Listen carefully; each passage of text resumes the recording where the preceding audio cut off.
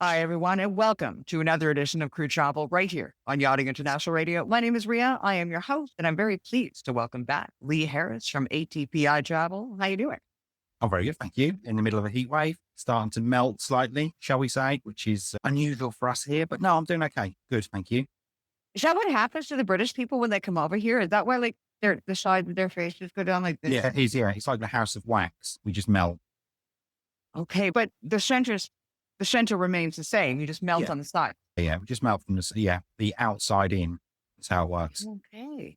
Oh, Yeah. good to know. Now It's I a lovely understand. look. Yeah, it's a Yeah. lovely look. Yeah, I'm kidding. Not all people from the UK. just most. Right. See, they can't see me nodding on the podcast, right? The video version they can, but on the podcast they can't. So sometimes I get away with things, unless of course I open my big mouth and let the whole Yeah. game out of the bag, but it is what it is, right?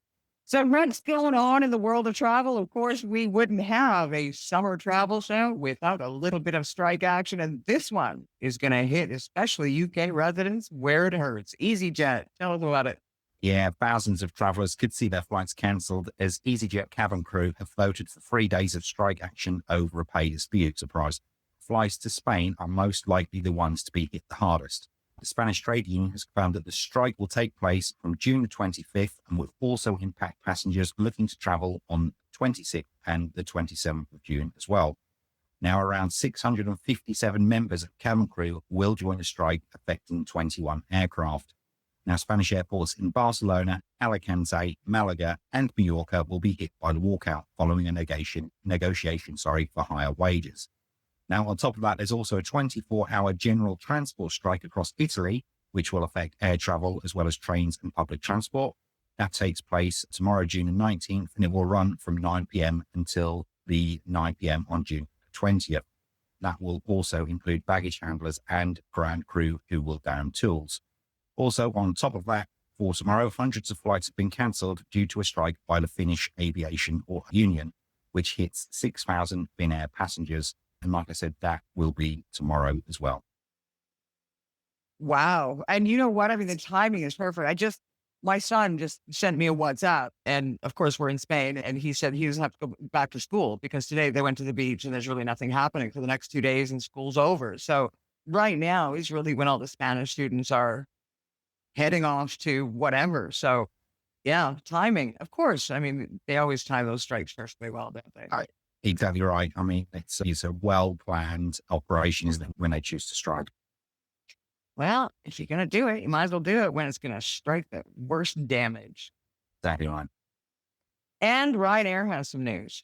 Yeah, Ryanair is to impose a £500 fine on disruptive passengers who have to be offloaded from flights due to unruly behaviour. Now, the major clampdown on in-flight misconduct by Europe's largest airline comes ahead of the summer peak flying period.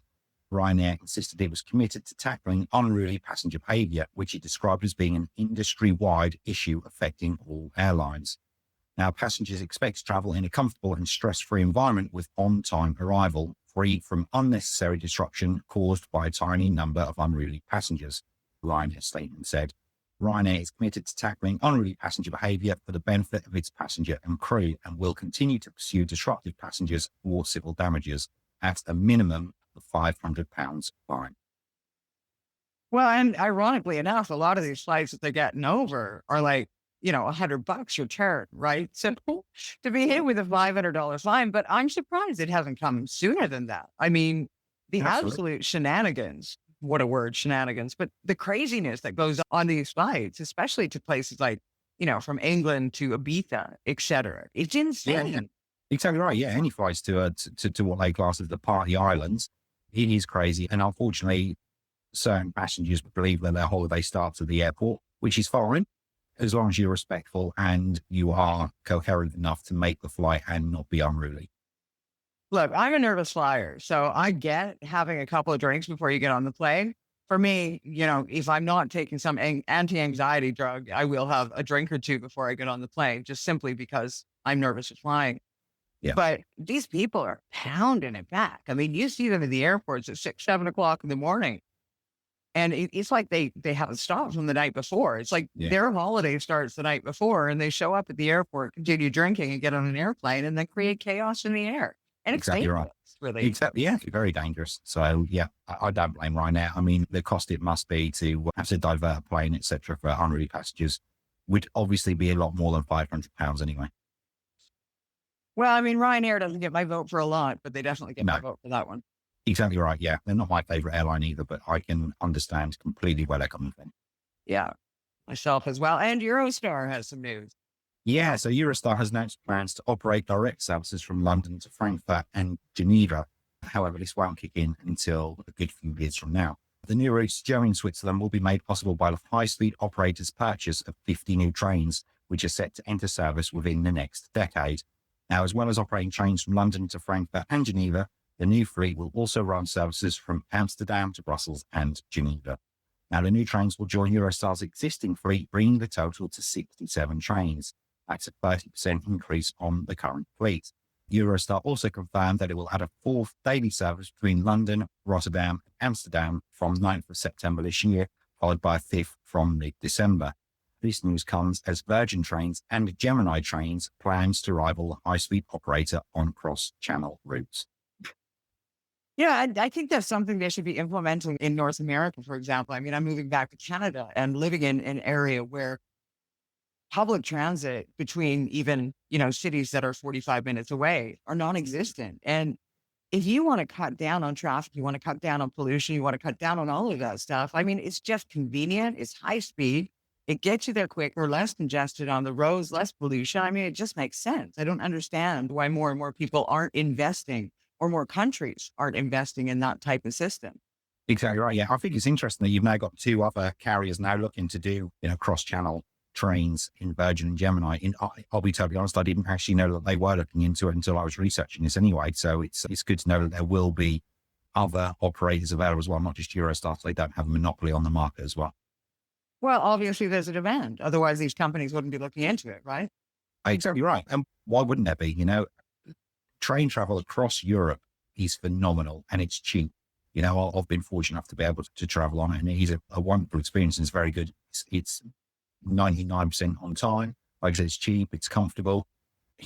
Why wouldn't you? If you've got the infrastructure there, then you might as well use it. And it's good to see, like I said, it's good to see some more operators coming into the market for it.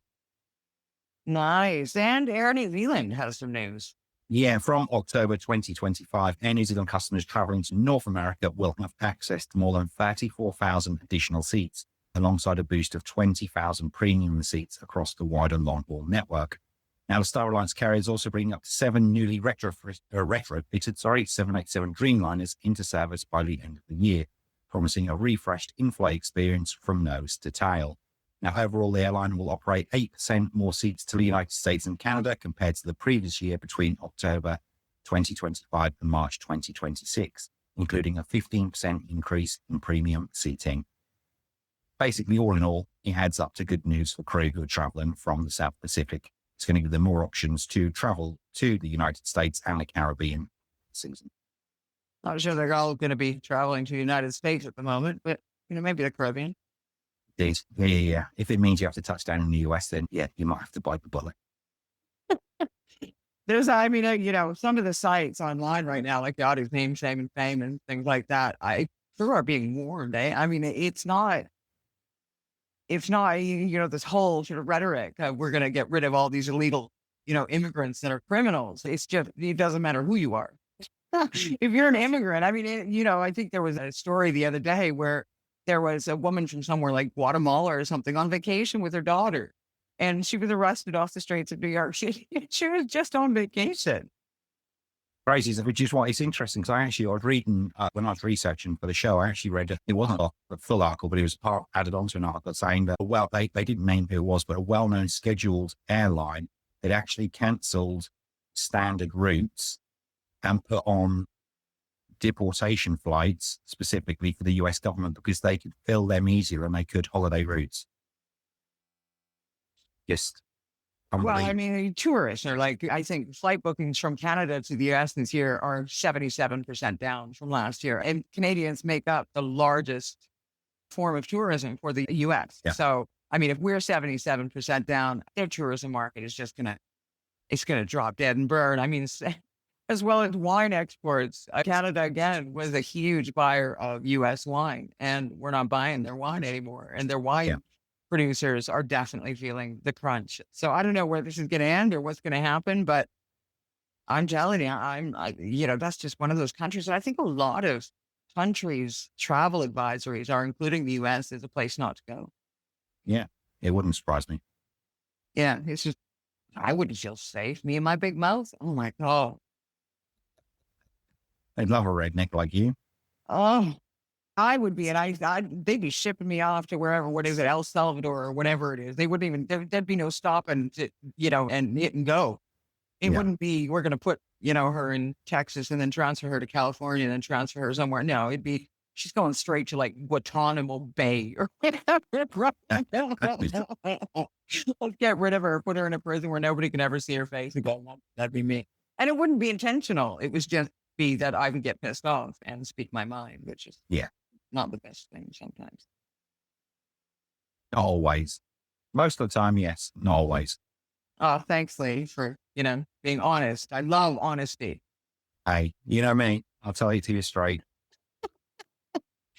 Anyway, Lee, I am going to let you get back to your beautiful heat wave there in the UK, and hopefully it lasts for, so I think it was last week you were saying it was beautiful as well. So you guys are on a run. We are on a roll. Yeah. I think it's meant to be well into next week anyway. So we're getting up to 30 degrees, which is lovely. What are you going to do with yourselves? You're all going to be tanned instead of white. Well, do you know what? He's interesting. We got home last night. My eldest daughter, who's 17, this is how unaware she is. She said, she walked indoors. She says to me, "Oh my God, Dad, why have you not put the aircon on?" I said, "We don't have aircon.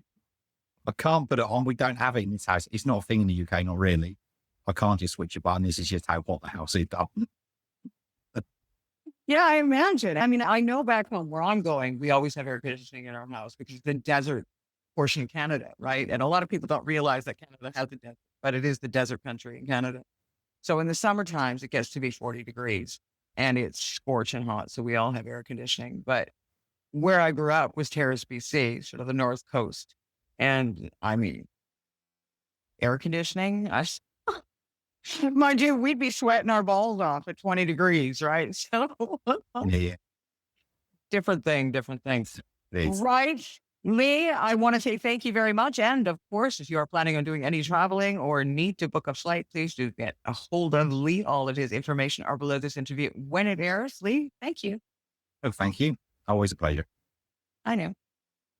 You are. You've been watching another edition of Crew Travel right here on Yachting International Radio. My name is Rhea. I've been your host, and on behalf of Lee and I, we thank you for tuning in, and we'll see you again next week. It's